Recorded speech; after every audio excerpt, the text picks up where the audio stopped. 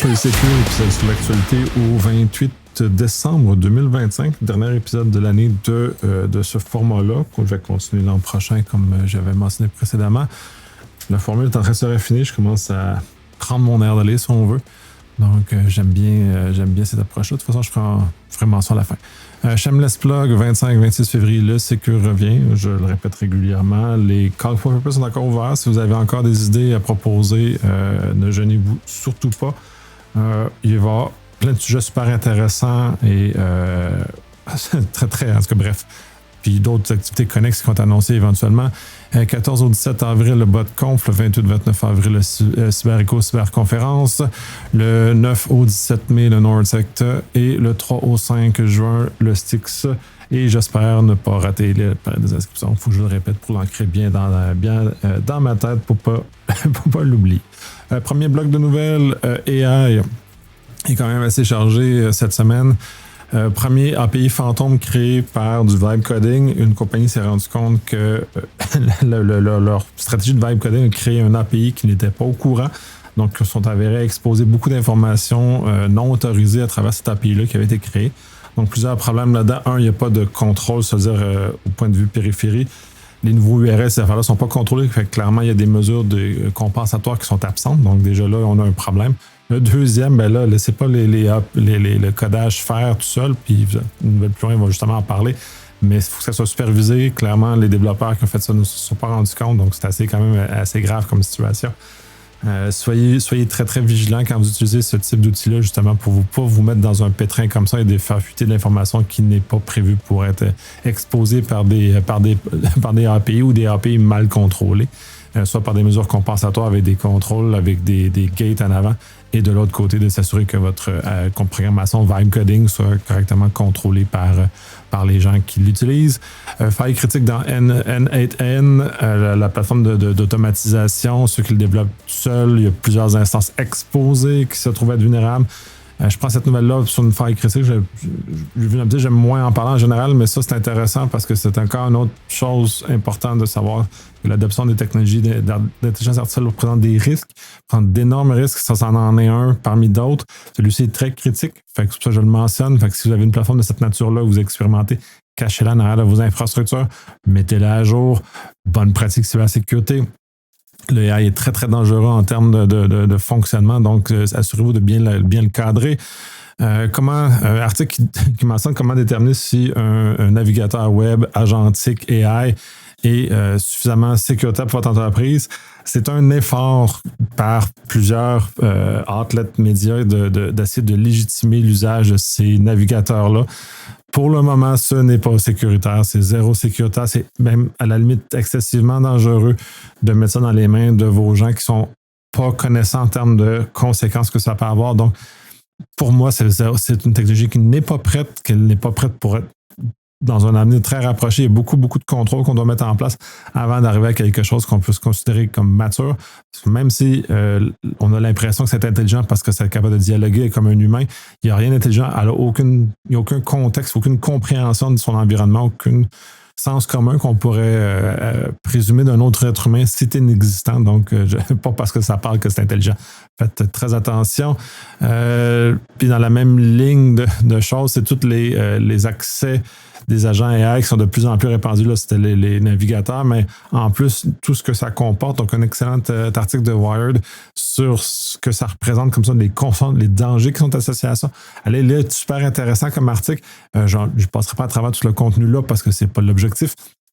Mais allez voir parce qu'il y a des avantages, oui, mais avec des très, très grandes pincettes, si on veut, pour arriver à quelque chose d'intéressant et qui soit utile réellement plus tard pour les entreprises. Puis il y a un autre article plus loin qui justement fait référence à ça. La Chine est inquiète par la menace que le AI présente pour déstabiliser le parti en pouvoir à l'heure actuellement. Mettre beaucoup de mesures de contrôle, ne veulent pas trop limiter pour avoir les avantages comme les autres. Donc, ils se balancent. Puis c'est intéressant de voir cette analyse-là complète, justement, de cette espèce de débat-là entre le fait qu'on a justement, la Chine s'en est rendu compte, c'est problématique parce que ça pense, en tout cas, grand mot, mais en tout cas, bref, on a de la misère d'avoir du contrôle sur le fait que ce que l'agent va dire, et donc ça peut menacer le parti en place, puis c'est un énorme danger en Chine.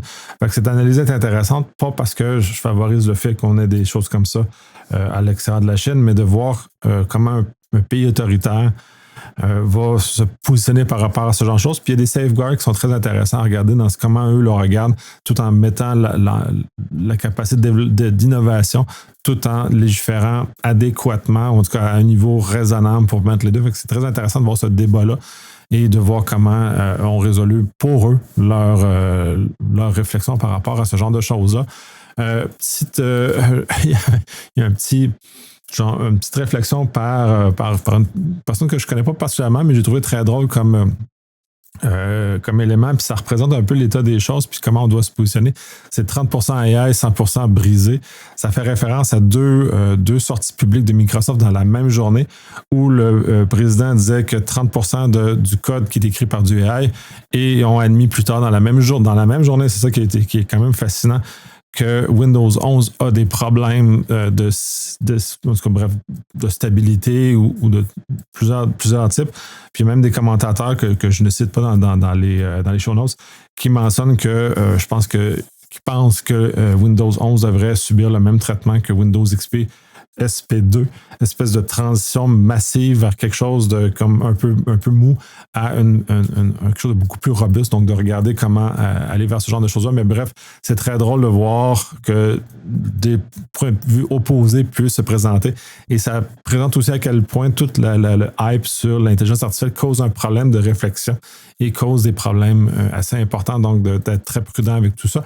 Et c'est justement la nouvelle suivante où le président de Cursor, qui est une plateforme de vibe coding, une des plus connues, dit essentiellement de ne pas baser les fondations sur du vibe coding parce que le vibe coding n'est pas adapté pour créer des fondations robustes, mais va être capable de faire des couches de peinture, faire des ajustements autour, mais n'est pas fait pour le core même de ce que vous devez développer. Donc, soyez très, très, très prudent.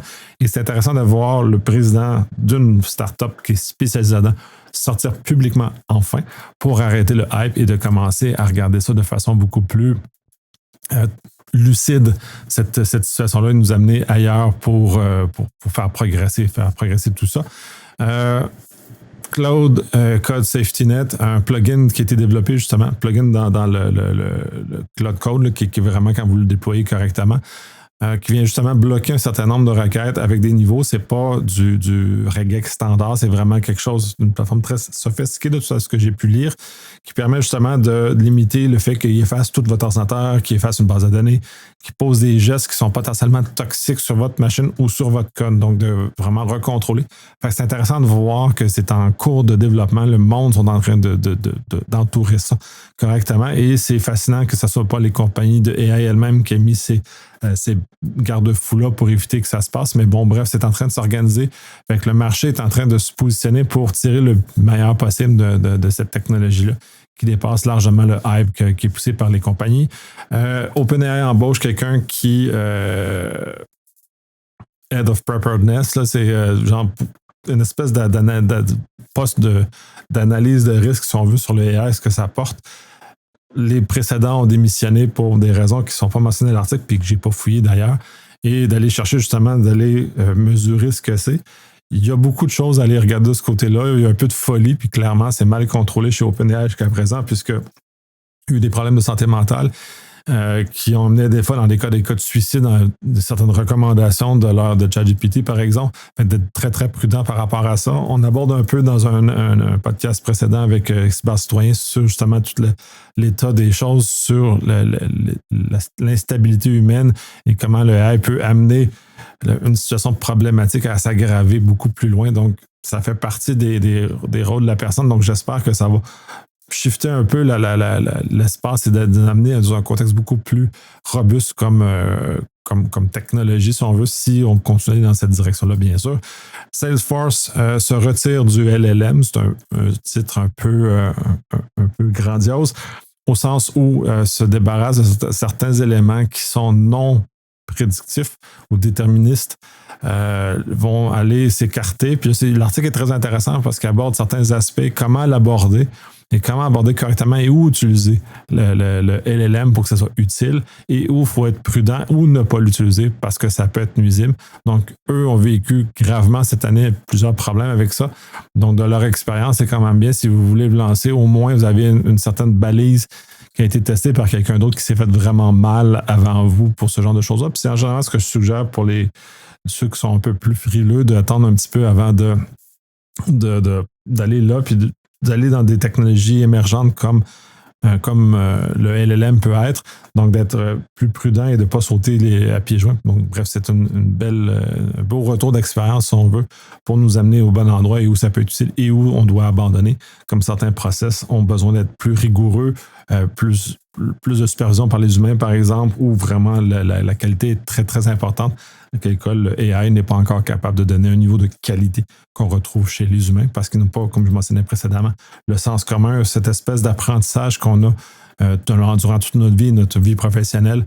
Ce bagage-là n'est pas porté par l'intelligence artificielle, donc n'est pas capable de remettre en contexte correctement ce qui se passe, même si des énormes efforts qui sont faits. Pour le moment, ce n'est pas encore fait. Petite dernière chose, dernier élément de cette section-là.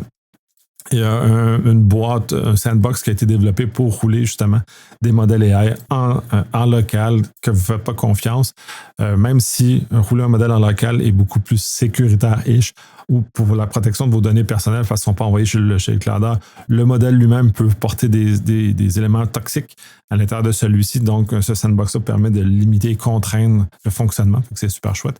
Donc, allez voir. Section suivante, souveraineté.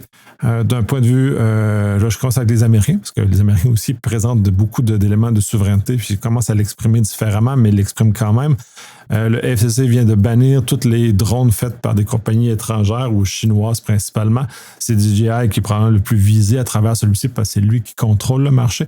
C'est intéressant. Il faut mettre enfin les actions par rapport aux paroles qui ont été faites précédemment.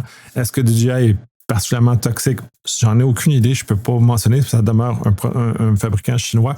Et c'est un peu un recul, une façon de regarder maintenant comment on doit aborder tout ce qui arrive de l'étranger et la confiance qu'on fait à ces producteurs-là d'injecter des choses. Quand c'était des objets inanimés, c'était pas grave puisque il n'y avait pas de conséquences à ça. Même si on a vu certains éléments de la Chine qui arrivaient de la Chine qui étaient dangereuses, notamment de mettre de la mélamine dans le chocolat, par exemple, ou d'autres facettes comme ça qui sont des éléments pour couper dans le coût de production, mais dans un objectif de rentabilité, si on veut, comme ça, qui était forcé. Donc, de voir, dans ce cas du numérique, mettons, on a davantage à se poser des questions sur la capacité de ces objets-là à fuiter de l'information, à amener des informations ailleurs, à quel point les notions de souveraineté, à quel point ces acteurs-là ou ces pays-là ont des intérêts différents de nous. Et ça ne veut pas dire que des DJI espionnent nécessairement, mais ça veut dire qu'il faut garder une prudence. Et clairement, dans les dernières années, autant en tant que consommateur des technologies américaines, puisqu'on le voit avec les Européens, autant avec la consommation des technologies chinoises et les technologies indiennes qui s'en viennent aussi également, parce que les Indiens, l'Inde se positionne très, très fortement dans la production industrielle. Donc, de voir comment tout ça se positionne et comment ça va changer le paysage géopolitique. Trump a donné un coup dans la canisse, puis ça l'a réveillé beaucoup de choses, certaines pour le bien, beaucoup plus pour le moins bien, mais ça nous amène au moins, ça nous oblige à cette réflexion-là, donc d'arriver là. Et ça, c'est un geste dans cet élément-là, qui, à certains cas, on pourrait dire que c'est un geste commercial, mais bon, voyons-le comme s'ils ont des informations privilégiées qui leur permettent de confirmer que effectivement, DJI ou les autres producteurs de drones font fuiter de l'information, remontent de l'information vers la Chine à ce moment-là, qui nuit à la souveraineté américaine, si on veut, dans ce cas-ci. L'Europe est sérieuse, ou les institutions publiques en Europe sont sérieuses sur la migration en dehors des grands clouders ou hyperscalers américains. Et c'est peu bruyant en termes d'annonces publiques. Il y en a plusieurs qui se sont déplacés. Certains parce qu'ils ont vécu des conséquences néfastes, notamment la Cour pénale internationale a fait une migration parce qu'il y a eu un geste concret posé par les Américains sur un de leurs membres, et plusieurs de leurs membres, non pas juste un. Donc, dès lors, ça a forcé le réveil de cette institution-là, mais d'autres institutions en Europe ont commencé ou avaient commencé avant même qu'on s'y intéresse autant que maintenant à migrer vers des plateformes comme ça. Beaucoup de réflexions à avoir. C'est pas tout le monde qui va migrer parce que pas tout le monde a des raisons de migrer. C'est pas un appel à ce que tout le monde migre non plus d'ailleurs. C'est pas dans ce sens-là, mais c'est de faire une évaluation, présenter les risques, présenter le degré d'indépendance. La souveraineté, c'est pas un concept, c'est pas binaire, c'est une gradation parce qu'on a des partenaires, on a des pays, on a un panoplie de choses à tenir en compte, mais de regarder comment tout ça s'articule et comment tout l'univers se place autour, donc de s'aligner avec ce type de choses-là et peut-être forcer une certaine forme de maîtrise des technologies par les différentes compagnies et différents pays. Et ça serait probablement une très bonne chose. À ce que je constate, ce que j'appelle l'effet Microsoft, puis je l'appelle ça depuis la fin des années 90, où la facilité qui nous est donnée par Microsoft amène une perte de compétences chez les gens en TI, tranquillement. Tranquillement, il y a cette perte-là. Puis là, on arrive 25 ans plus tard, 30 ans plus tard, et je suis plus tellement sûr que la vaste majorité des gens en TI ont une compétence suffisante pour opérer à un niveau beaucoup plus bas. Les technologies qu'on a, donc c'est beaucoup plus facile, le cloud et ainsi de suite. Donc, bref, c'est mon petit rant là-dessus. Dernière nouvelle dans la section de souveraineté, là, on revient aux Américains, puis c'est très intéressant parce qu'ils affirment des choses, puis maintenant ils négocient de façon moins diplomatique la relation avec l'Europe notamment. Dans ce cas-ci, c'est le département d'État vient de bloquer 5 personnes qualifiées par les États-Unis comme étant responsables des lois européennes qui censurent les Américains. C'est un débat intéressant parce qu'on peut débattre et fait que les grandes lois européennes, notamment la RGPD qui est la plus connue et la plus vieille dans notre société, mais même les plus récentes, ont des effets qui sont sur les technologies américaines, puis c'est vrai qu'ils en ont pour plusieurs raisons, pour protéger notamment les citoyens européens, avec raison à bien des égards. Cependant, ce qui est un peu, à mon sens, un peu embêtant dans ces lois-là et un peu la position européenne, c'est-à-dire que c'est bien de faire ces lois-là, de protéger les citoyens, puis je suis entièrement d'accord, puis je peux favoriser la même chose pour le Canada, pour n'importe quel pays d'ailleurs, de favoriser la protection de ses citoyens contre les compagnies, mais pas qu'américaines dans ce cas-ci. Et si c'est les Américains qui sont réellement problématiques, il faudrait que les institutions publiques cessent d'utiliser les grandes technologies américaines. Si c'est, il faut avoir cohérence aussi. J'ai vu nombre d'institutions françaises, notamment, qui utilisent Facebook ou X, par exemple. Puis X, en ce sens, c'est un peu pire parce que quand même, les gestes de son propriétaire sont quand même plus facilement attribuables à ce qu'on ne veut pas dans l'espace public. Donc, d'être cohérent par rapport à cette notion-là, pas juste faire des lois. Favoriser des acteurs européens, oui. Poser des gestes concrets, réels. Pas juste des paroles comme ça qui sont une espèce de chicane avec les Américains et d'amener une réelle effervescence technologique mondiale.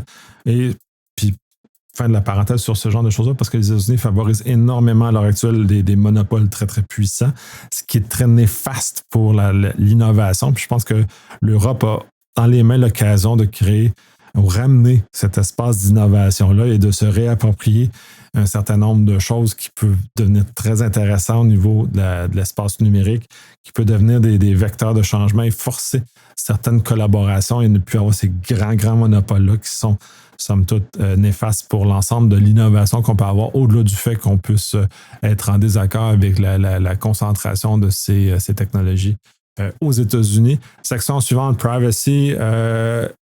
Mullvad VPN fait une sortie contre Chat Control, qui est l'espèce de bloc législatif européen qui est essentiellement de la surveillance. Et c'est là aussi le paradoxe européen. D'un côté, ils veulent ramener beaucoup de contrôle, mais en même temps, ils veulent protéger la vie privée. On a le RGPD, mais de l'autre côté, ils veulent surveiller tout ce qui se passe. Donc, cette dualité-là me rend perplexe parce que je ne la comprends pas bien. Je ne suis pas de culture européenne, donc j'ai un peu plus de difficulté à comprendre les assises ou l'appui culturel qui est sur ce genre de choses-là. Puis d'ailleurs, il y a des études sur comme chaque pays perçoit ce degré de contrôle-là et c'est très variable dans l'ensemble du bloc européen. Mais en même temps, c'est très intéressant de voir qu'il y a beaucoup de force et de plus en plus de pays veulent contrôler à peu près tout et n'importe quoi. Puis dans ce cas-ci de Mulvad, c'est le fait d'inclure le VPN. Je pense que c'est le marque que j'avais mentionné, justement, qui veut inclure le VPN dans ses structures de contrôle. Donc, ça me rend très perplexe. Je comprends le fait du VPN, puis j'en avais mentionné le fait que le pays veut avoir un certain degré de contrôle sur ce que ses citoyens sont exposés, ce qui est tout à fait normal. C'est le rôle de l'État et on va élire des représentants justement dans cette perspective-là. Mais en même temps, d'avoir un contrôle trop grand et trop abusif, je ne sais pas, on perd au passage, puis j'aime pas beaucoup ça, puis c'est pas pour que je le mentionne, que cette intrusion-là dans ma vie privée me rend un peu mal à l'aise. Un juge en Californie a bloqué le fait que NSO puisse continuer à installer son trojan pour WhatsApp. Je trouve ça très, très particulier parce que c'est dans un contexte d'une bataille juridique qui fait que une compagnie qui installe de façon volontaire du code malveillant, des spyware dans des appareils, des gens qui veulent être surveillés, soit bloqué. Fait que c'est comme un peu surréel à mon sens où on va ultimement autoriser quelqu'un à installer des choses sur des appareils à l'insu des gens pour les espionner. Fait que je trouve ça un petit peu particulier comme situation, bref. Le HIPAA, la loi sur la protection des renseignements de santé aux États-Unis, est en cours de rénovation, si on veut la moderniser, et il y a un pushback de l'industrie sur cette modernisation-là. Et c'est une démonstration de la déconnexion entre le législateur et l'industrie, ou plus le législateur ne comprend pas l'état de l'industrie, donc de comment se placer et comment positionner correctement une technologie qui sert à protéger les gens. Parce que c'est vraiment ce type de choses-là. Puis je pense que ces lois-là, autant les grandes lois comme le RGPD qu'on connaît au point de vue européen, sont des lois qui sont dans l'absolu faites pour protéger les gens vulnérables, donc les citoyens qui sont face à des grandes corporations, face à des bonnes pratiques, pour les amener aux bonnes places. Ça n'a pas d'effet. On regarde le RGPD, ça n'a pas eu d'effet sur le ralentissement des fuites de données. C'est aussi pire, et c'est probablement pire que ça ne l'a jamais été. Il n'y a pas de conséquences à ça. Donc, je pense qu'il y a intérêt, mais il y a intérêt pour avoir des objectifs qui permettent justement de mieux protéger les données des patients dans le cas de HIPAA et des citoyens en général avec les lois qui sont faites de ce côté-là. Fait qu'il y a comme une anomalie, il me semble, puis une certaine forme de normalisation mondiale sur ce que c'est et qu'est-ce qu'on doit protéger, puisque la différence des lois et l'objectif des lois nous amène dans des contextes différents. Puis c'est pas parce que la loi 25 a été inspirée par le RGPD que c'est le RGPD. Il y a beaucoup de nuances très différentes ici. Et notamment que si je ne me trompe pas, puis avocat, je ne suis pas un avocat, là, GSPA, tapez-moi pas sur la tête. Le consentement n'est pas implicite dans la loi 25 au Québec, contrairement à RGPD, il y a des secteurs où le consentement est implicite. Fait que, bref, il y a des nuances comme ça qui rendent ça très, très compliqué d'application, mais ça revient à protéger les données du citoyen contre un usage abusif des grandes entreprises. Puis je pense qu'on est en train de passer à côté, IPA, mais RGPD aussi, on a passé somme toute à côté de ce que c'était loi 25 aussi, somme toute, on est passé à côté de ce que c'est l'objectif qui est recherché. Puis je pense qu'on a raté un peu notre travail là-dessus. Fait que bref, c'est à revoir, puis d'éduquer les législateurs pour nous amener à la bonne place, pour nous amener à la bonne protection et ce qui est voulu comme société, autant que société québécoise et canadienne, autant comme l'Europe et les autres blocs géopolitiques importants. Dans la nouvelle de cette section-là, il y a quelqu'un qui a comme réalisé que sa télé intelligente l'espionnait. Fait que là, il a été comme un peu outré, explique un peu ces éléments comme ça. Tout élément dit intelligent, smart en anglais, possède une capacité de remonter de l'information vers son propriétaire, son constructeur, et ils vont être utilisés contre vous pour monétiser tout le temps. On est un peu dans une économie où on vend des choses à rabais parce que pour que le prix de la télé, il est vendu au cost ou en dessous et la compagnie prévoit récupérer cette perte d'argent-là en vendant les informations, en vendant la publicité. Donc, c'est de le regarder comme ça. De plus en plus de choses autour de nous sont comme ça. Mes télés intelligentes ne sont pas branchées sur Internet d'aucune façon. Justement pour ça. Puis de toute façon, on n'a même plus le choix. Tu parles de télé intelligente, on n'a même plus le choix. On est obligé d'avoir ces maudits setups-là, puis qui ne fonctionnent pas très bien, puis qui sont un peu lents, mais qui sont pour la plupart des gens leur façon de se brancher avec leur télé sur les services de streaming. Fait que c'est en tout cas, bref, très, très particulier. Je suis un peu Pas étonné, mais en tout cas, bref, c'est un rappel. Puis justement, parenthèse là-dessus, si le temps des fêtes, Noël s'est passé, jour de l'an s'en vient, autre occasion familiale, propagez le message autour de vous, aidez les gens à comprendre les choix qu'ils font pour ça, puis soyez pas comme un dentiste, puis leur dire, vous vous brossez mal les dents. Soyez indulgents et bienveillants dans la façon de communiquer le message. Les gens ne savent pas, il faut les amener tranquillement à une compréhension qui est là. Donc, c'est un peu dans ce sens-là que cette nouvelle est là. Section rouge, qui est quand même malheureusement un peu trop volumineuse. Mais bref, première cyberattaque sur La Poste en France. C'est pas l'intérêt de la nouvelle qui ou les lignes de service et tout ce qu'on a vécu malheureusement pour ce type de choses-là. C'est un rappel que notre dépendance aux services numériques peut causer des problèmes, notamment La Poste en France. Oui, ils font le service postal. Il y a des transferts monétaires. Il y a un paquet d'autres services connexes qui est autour de ce service-là qui permet à la société française de fonctionner et qui offre des services en conséquence. Le fait de bloquer ça vient pénaliser un grand bloc de la société française. Je crois que l'article mentionnait que c'était potentiellement les Russes qui étaient en arrière de ça.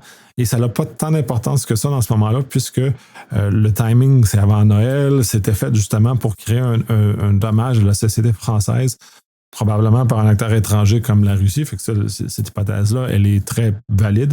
Cependant, c'est de valider notre degré de dépendance à cette technologie, surtout pour les éléments plus fondamentaux dans nos sociétés qui permettent à notre société de fonctionner.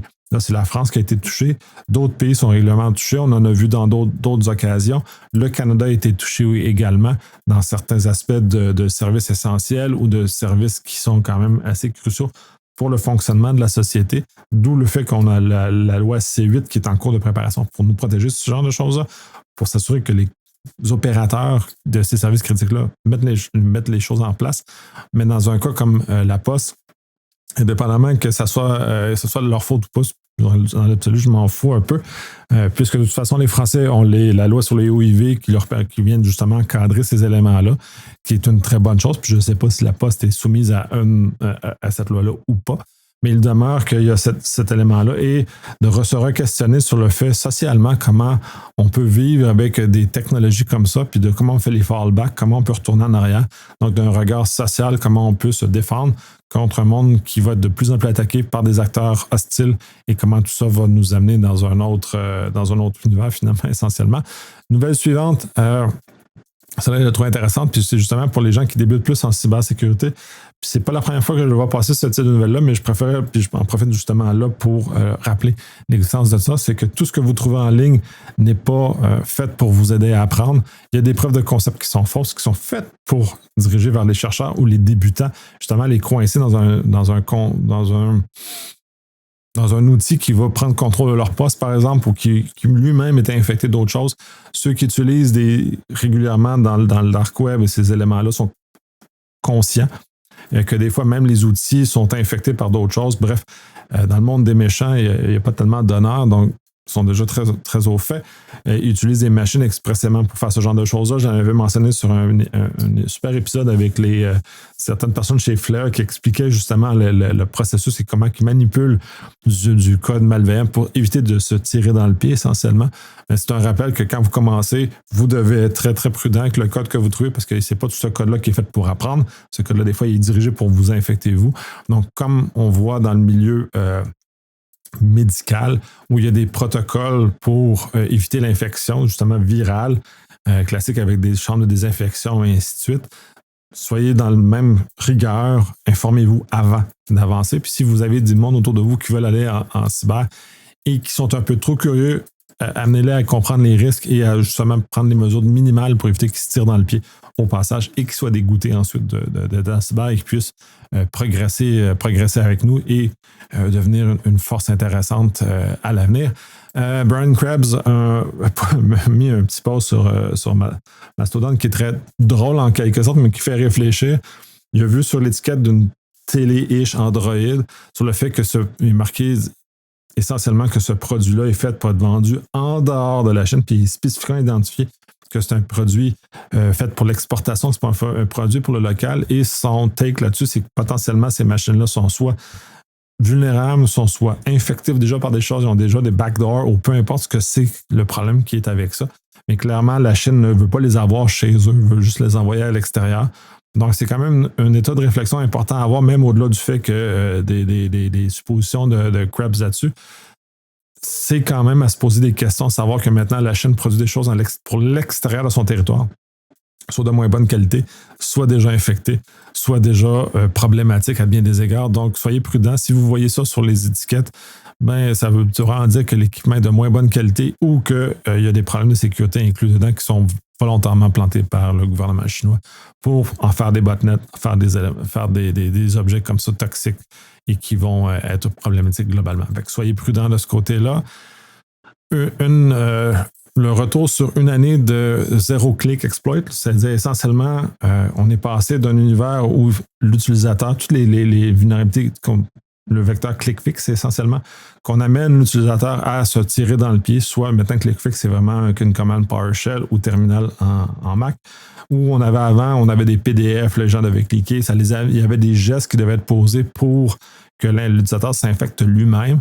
Donc, on avait beaucoup ce vecteur-là qui était très présent et justement que là, on était un peu malheureux sur le fait que les utilisateurs étaient mal préparés face à ça et n'étaient pas assez vigilants par rapport à cette chose-là. Mais il demeure qu'une fois qu'on éduquait les gens ou on mettait des mesures technologiques, ça venait à stopper relativement cette vulnérabilité-là, si on veut, ou ce problème-là. On retourne sur du zéro-clic, c'est-à-dire les anciennes vulnérabilités qu'on pourrait qualifier de 0D dans l'époque, ou plus dans le vieux temps, on n'avait pas besoin d'intervention de l'utilisateur pour l'exécution du code malveillant. Essentiellement, on revient à ce genre de choses-là. C'est problématique au sens où on le voit moins bien, c'est-à-dire qu'il faut retourner à des éléments de sécurité plus de base, s'assurer que les logiciels qu'on utilise sont à jour.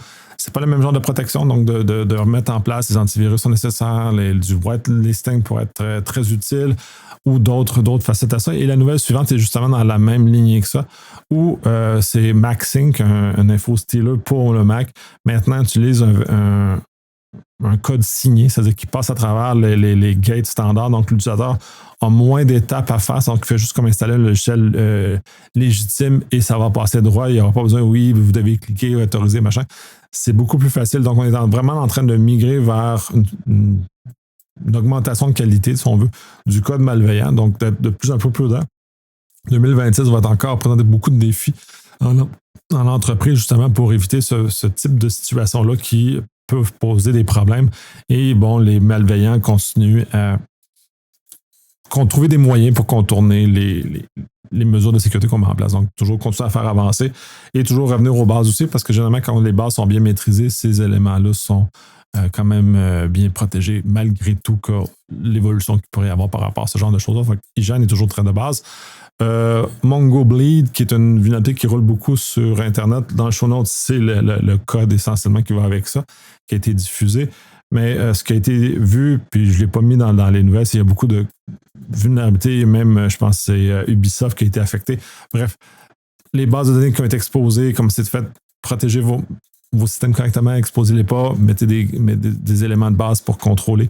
Donc ça, c'est un exemple. Le code est disponible, fait que si vous allez voir, puis ça vous intéresse de voir comment c'est fait, comment ils ont réussi à faire ça. Petite nouvelle sur le fait que comme on met trop d'informations en ligne, c'est de l'OSINT, fait que c'est un bel article qui explique le volet d'OSINT. Des fois, c'est plus simple de juste récolter l'information disponible en ligne versus d'essayer de hacker de façon dure. Fait que c'est toujours le chemin le plus facile qui est utilisé par l'attaquant. Quand l'OSINT est plus facile, ils vont aller de ce côté-là. Si c'est des moyens techniques, ils vont aller par des moyens techniques.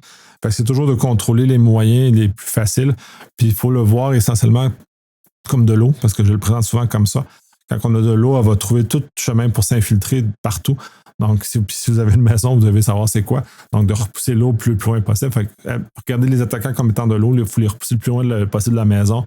Et dès qu'ils vont trouver un petit crack pour rentrer, ils vont trouver une façon d'y aller. Donc, peu importe le chemin qu'ils vont utiliser, peu importe comment c'est fait. Dernière nouvelle de ce bloc-là, les mots de passe, les backups qui avaient été volés de LastPass il y a quelques années continuent à avoir des effets maintenant. La nouvelle, c'est pas de bâcher nécessairement sur LastPass en tant que tel, mais de constater que les effets sont à long terme sur ce genre de fuite de données-là. Et ça a des conséquences très, très graves. Alors, qui continuent à essayer de casser les mots de passe de ces voûtes-là maintenant. Et les nouveaux voûtes qui sont cassés, ben, dès lors, le contenu est réutilisé. Donc, c'est un rappel de changer votre mot de passe quand que vous croyez que vous êtes dans une situation à risque. C'est aussi d'utiliser les mots de passe forts parce que ça rend ça très difficile à casser par les moyens qu'on a à l'heure actuelle et de surveiller les différents systèmes autour de vous. C'est pas parce que vous avez une voûte de mot de passe que vous êtes protégé. On n'est pas à l'abri du fait que celle-ci soit volée, comme ça a été le cas dans le cas de LastPass. Les autres prétendent ne pas être vulnérables à ce genre de choses-là, mais ça ne les empêche pas que cette situation-là pourrait arriver. Donc, de bien vous protéger contre une situation qui pourrait venir être toxique. Donc, de voir le fait à long terme de ces fuites-là, qui était probablement l'élément le plus important que je trouve de cette nouvelle-là. Section bleue. Deux nouvelles sur Teams, Microsoft Teams. La première, c'est que les éléments de Defender vont bloquer les utilisateurs externes, notamment avec des adresses courriels ou des domaines. Va être disponible dans Defender versus plus dans Teams. C'est un déplacement des contrôles de sécurité, ce qui est une bonne chose. Par ailleurs, de mon expérience, puis d'avoir géré un tenant quand même d'assez grande taille pendant une année, il y a plusieurs éléments chez Microsoft qui mériteraient d'être revus, notamment ce type de choses-là où tous les contrôles de sécurité, où ils soient dans leur plateforme M365, soient disponibles dans une vue unique, simplifiée, le plus qui est possible, justement, pour nous amener à voir et ne pas avoir des éléments obscurs qui sont secrets. Surtout que la sécurité doit être le plus élevée possible en partant et de défaire les éléments trop facilitants par défaut, notamment le fait qu'un Teams par défaut, on peut accepter des communications de n'importe quel domaine, par exemple. Tant qu'à moi, ce n'est pas une bonne chose. Devrait rehausser la configuration de base pour l'amener plus haut et mettre dans Defender notamment tout ce qui est sécurité, contrôle, limitation, justement pour que cette plateforme-là, qui est quand même très importante dans l'entreprise maintenant, depuis les 5 dernières années, soit mieux contrôlée, mieux protéger les utilisateurs, mieux protéger l'information de la compagnie, puis mieux protéger les utilisateurs contre des attaques externes qui pourraient être nocives. Donc, de peut-être revoir. Il y a peut-être beaucoup d'éléments à revoir dans cette réflexion-là. Je lève mon chapeau par ailleurs quand même d'avoir déployé cette facette-là, puisque enfin, on a des outils plus sophistiqués, mais tant qu'à moi, ces outils-là auraient dû être inclus depuis le départ. Comme à bien des égards, il y a beaucoup de choses de sécurité qui devraient être incluses à la base. Ça ne devrait pas être des add-ons, ça devrait être des choses incluses, mais bon, bref, ça, c'est un autre débat. Autre nouvelle Teams, ils vont activer le messaging safety default, c'est-à-dire que tout bloquer les URL, les éléments comme ça, un peu comme on avait dans les courriels depuis longtemps. Donc, ils vont propager leur plateforme de surveillance et de URL rewriting, ce qui est une très bonne chose à bien des égards parce que ça vient vraiment appuyer les éléments de sécurité de cette technologie-là, globalement, pas juste dans les courriels, mais également dans Teams, parce qu'on échange beaucoup d'URL maintenant dans Teams. Donc, ça donne des outils beaucoup plus forts qui étaient déjà là, mais maintenant sont par défaut pour tout le monde, venir les pousser. Et ça revient sur ce que je mentionnais sur la nouvelle précédente. Ça devrait tout être activé par défaut depuis longtemps. Puis le fait que Microsoft prenne du temps à activer par défaut ou force les compagnies ou les configurations à devenir par défaut, pour moi, c'est inacceptable puisqu'on a les outils en main et on devrait protéger. Donc, c'est comme une chose de santé publique, c'est-à-dire qu'on ne devrait pas passer à côté, ça ne devrait pas être optionnel, on devrait forcer tout le monde à adhérer à des configurations de sécurité de base, justement pour avoir la forme d'immunité de groupe, se protéger contre les attaquants, surtout les attaques les plus faibles, et à quel point, notamment dans les PME, je vois régulièrement des configurations de base qui auraient intérêt à être augmentées. Microsoft est un peu lent sur l'augmentation de sa sécurité par défaut. Parce que de base, quand c'est bien configuré, ça va bien. Là. Quand vous avez quelqu'un de très connaissant, ça va bien. C'est juste parce que la plupart des PME et beaucoup d'entreprises n'ont pas nécessairement toute la connaissance nécessaire pour le faire. Et pour le nombre de fois que je l'ai vu, que des configurations un peu déficientes devraient être remontées. L'autre semaine, je parlais du tableau de bord maintenant qui va être rendu disponible d'ici la fin du premier quart de 2026. C'est des bonnes choses, c'est des bonnes améliorations. C'est bien que Microsoft le fasse, mais je trouve qu'ils sont un peu lents sur ces mesures-là, tant qu'à moi. Donc, on voit que les motivations ne sont pas sur la sécurité, mais sont sur les options, faire de l'argent et ainsi de suite. Donc, c'est un drôle de... Bref, c'est comme ça. C'est une entreprise privée. La nouvelle suivante, je ne sais pas où de la placer. Finalement, c'est un peu dans Windows 11, ils vont changer la boîte d'exécution.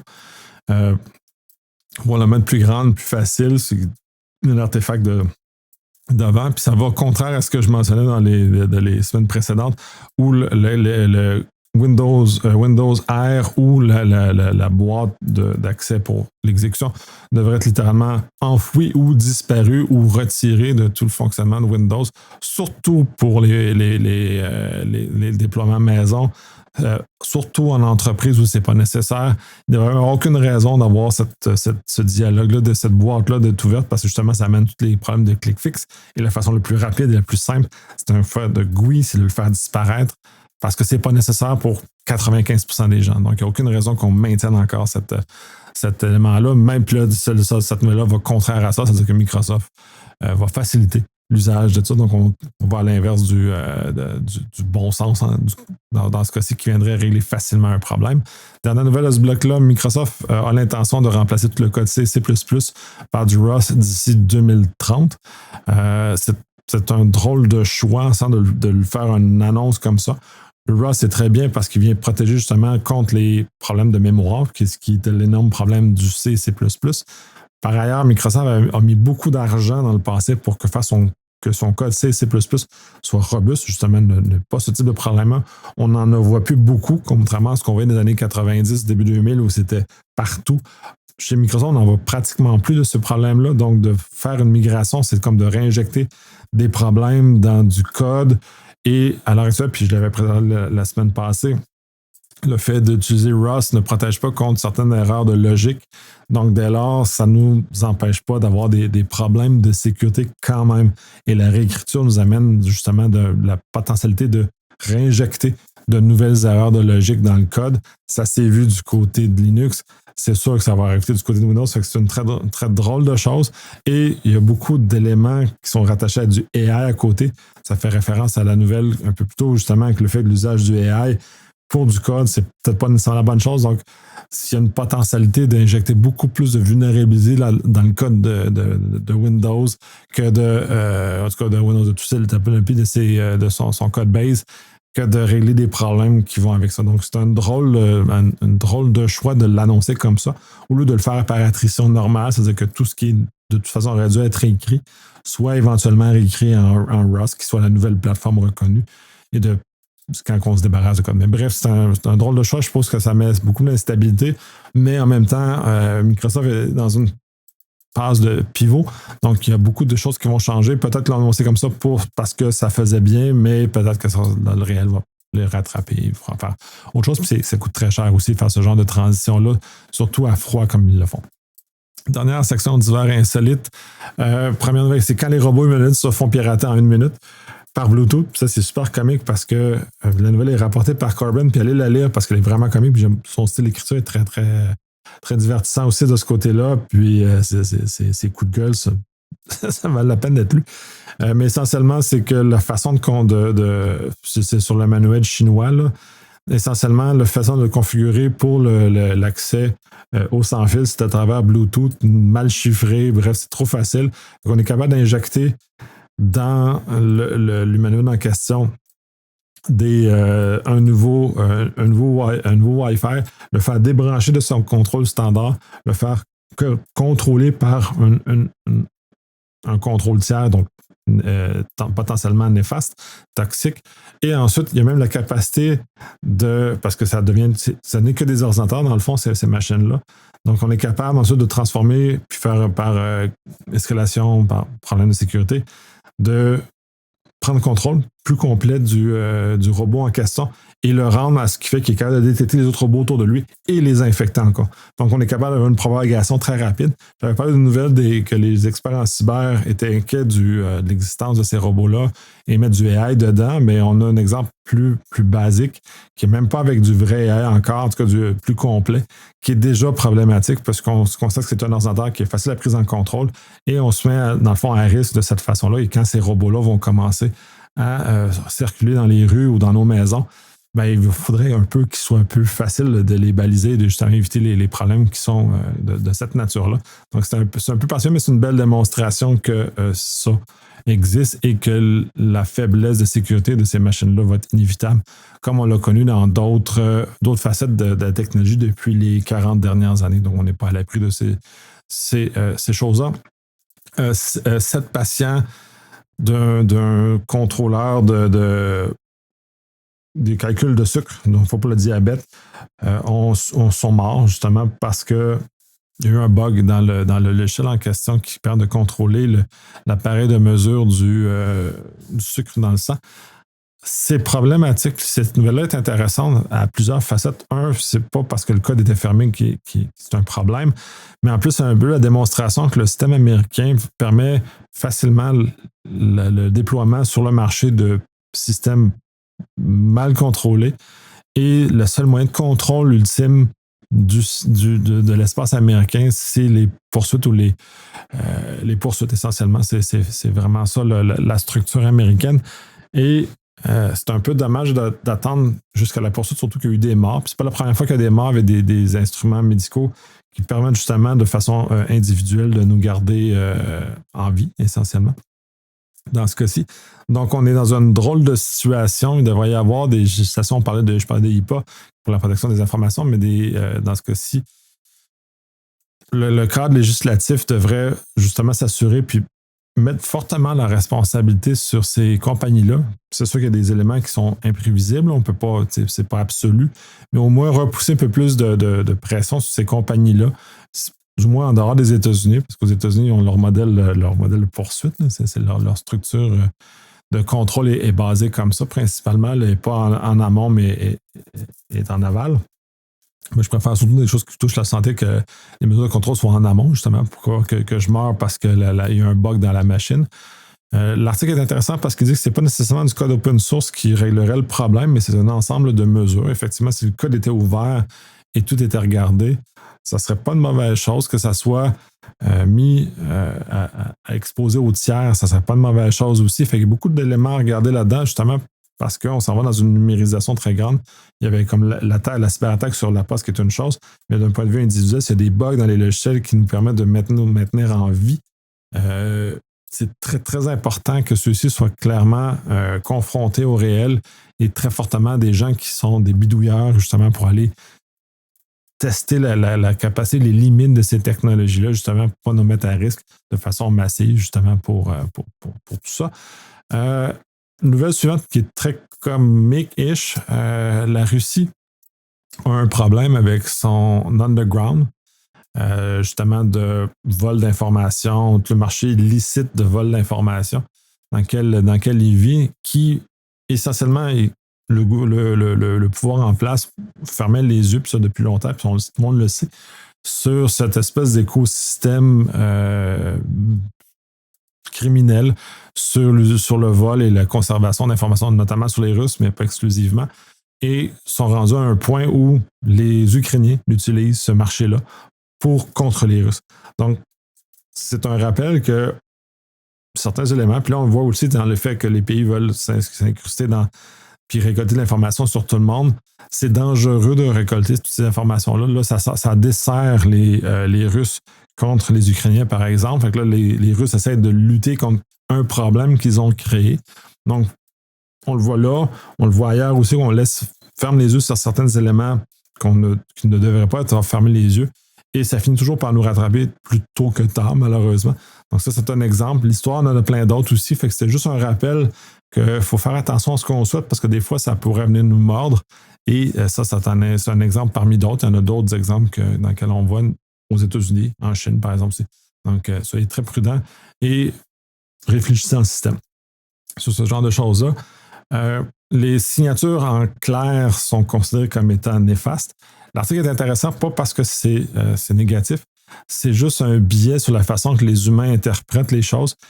Ceux qui ont des signatures PGP, là, les deux blocs au début puis à la fin, qui permettent de contrôler si le contenu a été non modifié par une chose autre, donc d'avoir la confiance que le contenu est intègre.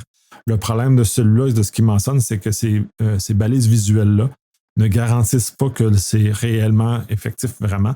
Donc, il faut que la mesure de contrôle technique qui vient vérifier que la signature, que le texte, que c'est vraiment intègre, soit intégré. Donc, juste la balise visuelle n'est pas suffisante pour confirmer que c'est correct, mais qu'il faut avoir le moyen technique. Puis c'était plus un avertissement de faire attention parce que c'était facile de faire croire que ça a l'air d'une signature légitime. Donc, que le texte que le courriel est légitime est envoyé vraiment par la personne sans ordre. Donc, il faut vérifier seulement. Donc, c'est vraiment juste un contexte de psychologie, mais quand même, il faut être très, très éveillé par rapport à ça. Dans la même lignée, un autre article qui chiale beaucoup sur les certificats SSL. Puis je le trouve très intéressant parce qu'il résume assez bien le problème que j'ai avec cette technologie-là au sens large. C'est très fragile, c'est pas robuste. On a habitué les gens à ne pas écouter, à dire c'est le certificat est expiré, il va pareil. Fait que c'est tout un écosystème qu'on a créé qui ne tolère aucune défaillance. Puis dès qu'il y a une défaillance, tout arrête. Là, ça force les utilisateurs, ça brise les systèmes, ça brise beaucoup de choses. Il n'y a pas de dégradation progressive ou il n'y a pas d'éléments qui sont mieux pensés.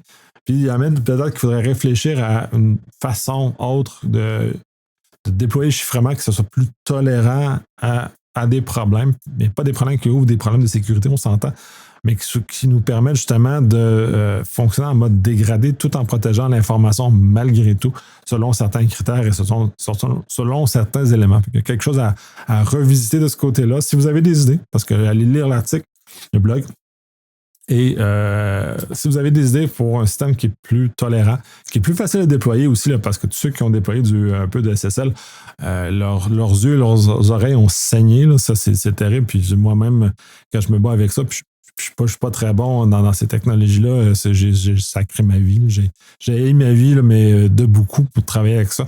Parce que le moindre petit désalignement, ça brise tout. Là, donc, c'est super tough à faire tenir un système en place comme ça. Fait que bref, peut-être une réflexion pour améliorer, encadrer, peu importe comment vous le voyez. Fait que si vous avez des idées, lancez-les. Ça serait une bonne discussion à amorcer pour 2026. Et dernière nouvelle, puis celle-là, complètement dehors de la cyber, mais que je trouve très importante, puis des choses que je trouve qui sont fondamentales dans la société. C'est une page par l'Université de Duke qui essentiellement liste tous les œuvres qui vont être rendues publiques, qui vont tomber dans le domaine public en 2026. C'est très intéressant parce qu'il y a beaucoup de musique, de films, de personnages, d'écrits qui tombent dans le domaine public. Je trouve ça, aller lire le texte complet est super intéressant.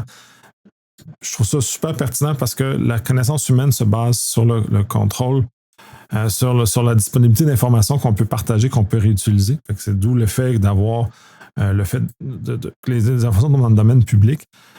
Il faut comprendre que les lois de droit d'auteur sont faites pour aider les créateurs à pouvoir vivre de leur art, et c'est très important. Et c'est tout le fondement même que, du moins dans la vie de l'artiste, que celui-ci peut vivre décemment de son art, parce que ça nous sert. On écoute de la musique, il y a de l'art partout. Il y a des œuvres, du cinéma, des livres. C'est très important que ce soit protégé, mais il y a une limite qui doit être faite justement pour qu'on retourne au domaine public, mais qu'on envoie dans le domaine public cette création-là, pour que ça serve à une nouvelle génération de créateurs de pouvoir réutiliser, remixer, refaire. J'avais la série Everything is a Remix que j'aime beaucoup, qui justement reprend cette notion-là que la création, finalement, c'est de la réutilisation. Et finalement, ça finit par de la création originale après une certaine maturité, une certaine façon que ça brasse. Donc, c'est très important. Et il y a beaucoup d'efforts de limiter l'accès à ces œuvres-là dans le domaine public. Il ne faut pas que ça soit trop contraignant, il faut juste trouver le bon équilibre. À l'heure actuelle, j'ai l'impression, puis l'article le mentionne comme ça aussi, qu'on est un peu trop contraignant sur le passage au domaine public d'un certain nombre d'œuvres. Il y a peut-être des choses qui ne devraient pas prendre autant de temps que ça avant de passer dans le domaine public, peut-être d'autres. C'est un débat. Je trouve que la ligne est trop loin, trop exagérée, mais ça devient d'un point de vue pur personnel par rapport à ce genre de choses-là. Donc, bref, ça termine le dernier épisode de cette année. Ça a été 3 mois très intéressant d'explorer cette forme-là, de faire des nouvelles, de parler tout seul dans ma grotte chez nous, de parler comme ça, d'avoir cette espèce de contact un peu plus direct qui n'est pas où je mets mes invités de l'avant, puis c'est eux avec eux qu'on partage, que là, c'est plus mes choses. Fait que je trouve ça intéressant comme aspect. Je vais continuer encore en 2026, peut-être pas toute l'année, peut-être on verra sur la forme comment ça va continuer à évoluer. C'est un work in progress, mon podcast. C'est vraiment, je le fais j'explore beaucoup de choses. Il y a de la technique en arrière que j'explore, il y a la façon que j'utilise les nouvelles, comment j'intègre mes nouvelles, comment celles-ci me servent dans mon travail aussi, parce que toutes ces lectures-là me permettent de voir à quel point on répète les mêmes affaires. Puis finalement, je finis par trier des nouvelles que je fais, ça serait intéressant, puis finalement, je les abandonne parce que ça revient toujours la même chose, notamment ne pas installer des extensions dans Chrome ou une panoplie de choses dans lesquelles c'est tous des éléments très de base qui reviennent, mais je trouve ça intéressant de les explorer puis les voir sur différentes facettes. Ça force ma réflexion, ça étend ma réflexion. Puis, je vous partage un peu celle-ci, si ça peut aider votre réflexion. Ça peut faire avancer aussi, mais justement, mes réflexions que je fais à voix haute sur le podcast servent justement à ce genre de choses-là. Bref, je vous souhaite une excellente année, que 2026 soit prospère. On ne manquera pas de travail, c'est clair. 2025 nous l'a montré, il y a encore des éléments de base qui ne sont pas contrôlés. On est encore à la même place qu'on était finalement, puis c'est la 4e fois qu'on voit les mêmes problèmes. Justement, je parle beaucoup du AI, c'est parce qu'on revient encore dans ces mêmes travers-là qu'on avait. Ça n'arrête pas. Bref, bonne année. Vos suggestions sont toujours les bienvenues, vos propositions, venez de nous participer. Bref, bonne année.